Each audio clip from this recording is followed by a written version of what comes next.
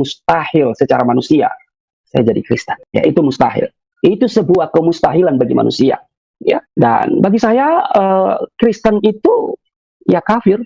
Itu yang diajarkan sejak kecil ya. Yang saya terima dari guru-guru ngaji, guru-guru agama ya. Bahkan sampai hari ini kalau kita nonton YouTube ya, kafir, kafir, kafir ya.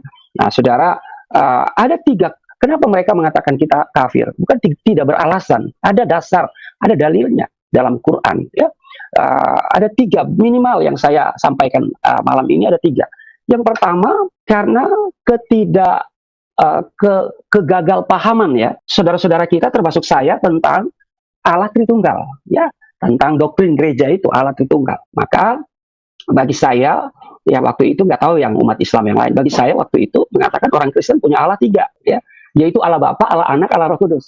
Nah, ini juga kalau ada di sini pakar kristologi, tolong disimak ya, supaya mungkin memberikan masukan ya. Ketika saudara menyebut Allah Bapa, Allah Anak, Allah Roh Kudus, maka tidak bisa disangkal bahwa Allah itu tiga ya. Jadi ucapan kita ini kadang-kadang juga membuat orang lain kemudian salah paham ya.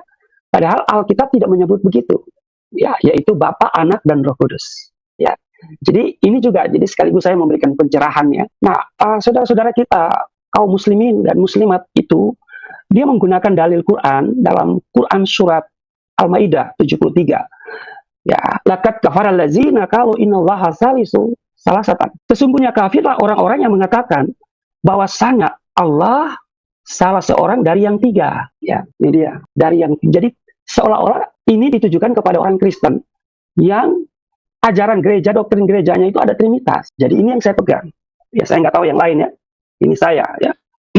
Maka saya tidak pernah takut mengatakan orang Kristen itu kafir. Mungkin ini kebodohan saya juga ya, nggak tahu yang lain ya. Kegagal pahaman saya setelah saya jadi Kristen, waduh Tuhan ampuni saya gagal paham tentang itu